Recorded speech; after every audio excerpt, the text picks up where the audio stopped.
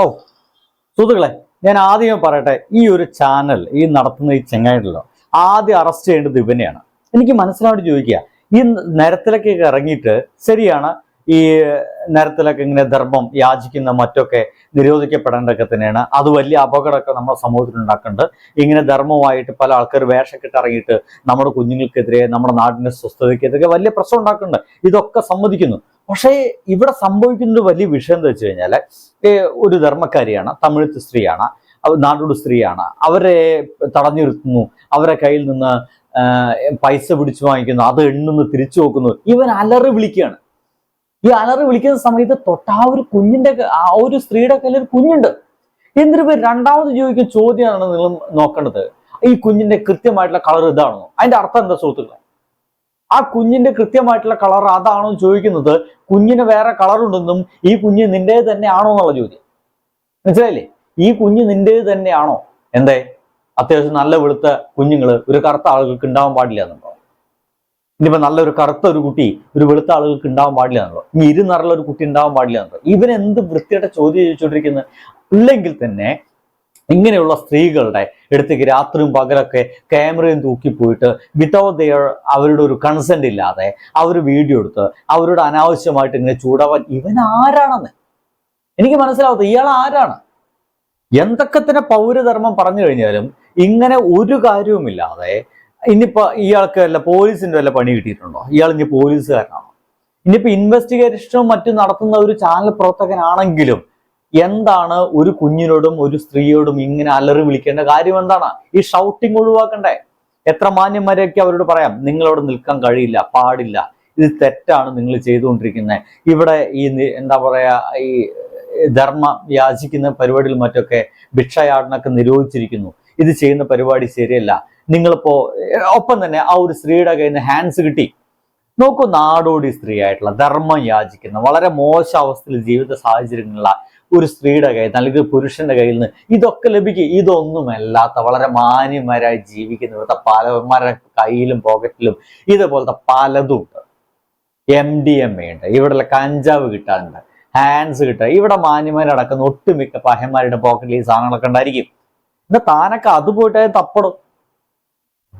കാരണം ഇതെന്താണെന്നറിയാമോ? തിരിച്ച് ആ സ്ത്രീ ഒന്നും പറയില്ല എന്നറിയാം ഇവനെ. നോക്കൂ, എത്ര നാളെ പറയണ്ടേ ഇവിടെ പറ്റില്ല, ഇവിടെ പറ്റില്ല പറ്റില്ല നിർദ്ദേശം പറഞ്ഞു. ഈ കൊച്ചിന്റെ യഥാർത്ഥ കളറിലാണോ? ഓ എന്താണ് ചോദ്യം നോക്കി. അവന്റെ വൃത്തികെട്ട ചോദ്യങ്ങൾ എനിക്ക് മനസ്സിലായി. ഇതാണ് ഈ കുഞ്ഞിന്റെ യഥാർത്ഥ കളർ ഇതാണോ? എന്നാ താൻ പോയി കുളിപ്പിക്കണോ? അവർക്ക് ഇതൊന്നും കഴിയില്ലെങ്കിൽ, അവിടെ ഒന്ന് അലഞ്ഞിരിഞ്ഞ് നടക്കാൻ കഴിയില്ലെങ്കിൽ താൻ പോയിട്ട് വീടുണ്ടാക്കി കൊടുക്കുന്നേ. നീ പോയിട്ട് അവന് വളരെ വൃത്തിയായിട്ടുള്ള വീടും മറ്റൊക്കെ നിങ്ങളൊക്കെ ഉണ്ടാക്കി കൊടുക്കുക. എന്നിട്ട് ഇങ്ങനെ എന്താ പറയാ, ചിലക്കാൻ നടക്കുക. കളയാൻ സൂക്ഷിച്ചെടുക്കുക. ഇതെന്താ? ഇത് ഹാൻഡ്സ് ആണ്. ഈ കുഞ്ഞു കൊച്ചിനെ വെച്ചോട്ടെ പൈസ ഒന്നും നമുക്ക് വേണ്ട. പൈസ എടിയെന്ന് എന്തൊരു വൃത്തികെട്ട ചോദ്യങ്ങളാന്ന് ആലോചിക്കേ. ഒരു വേറെ സ്ത്രീയെ പോയിട്ട് എടിയെന്ന് വിളിക്കും. ഇവർക്ക് ആരാടെ അധികാരം കൊടുത്തുള്ളത്? എന്ത് വൃത്തിയുടെ ചോദ്യങ്ങളാണ് ചോദിക്കുന്നത്? ഹാൻഡ്സ് ഉണ്ടായിക്കോട്ടെ, ഞാനതാ പറയുള്ളൂ. അവരെ കയ്യിൽ നിന്ന് ഹാൻഡ്സ് അല്ല, അതിന്റെ അപ്പുറം നിങ്ങൾക്ക് പ്രതീക്ഷിക്കാൻ പറ്റില്ല. എന്തായാലും കഞ്ചാവും ഹെറോയിനും എന്താ പറയാ MDMA ഒന്നും പിടിച്ചിട്ടൊന്നുമില്ലല്ലോ. ഹാൻഡ്സ് അല്ല പിടിച്ചിട്ടുള്ളത്.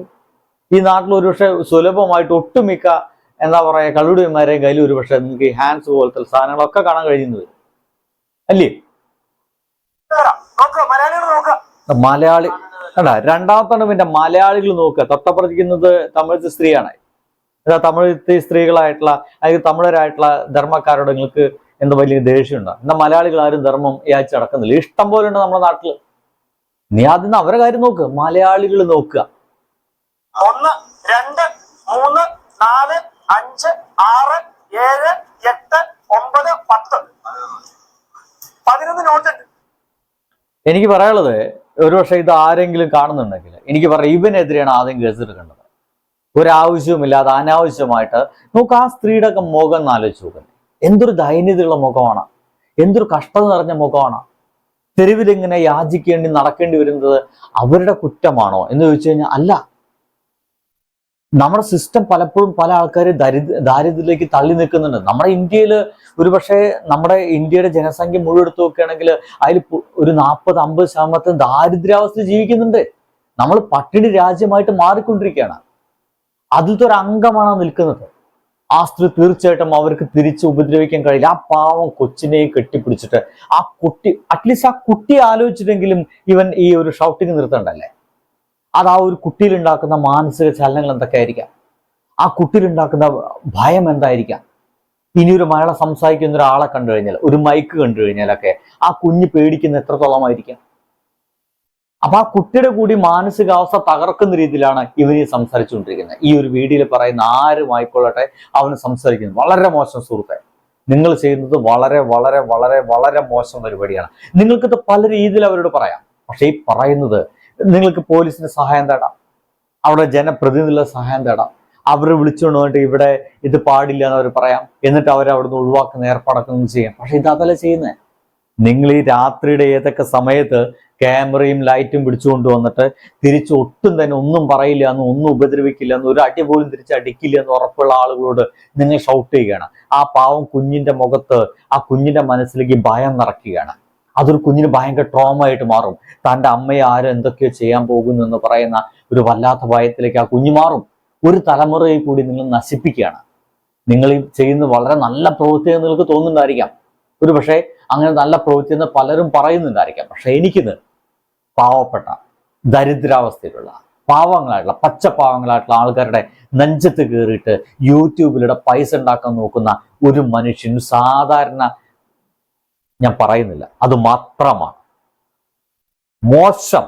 സുഹൃത്തെ, ഇങ്ങനെ പെരുമാറരുത് ഒരാളോട്. ബൈ.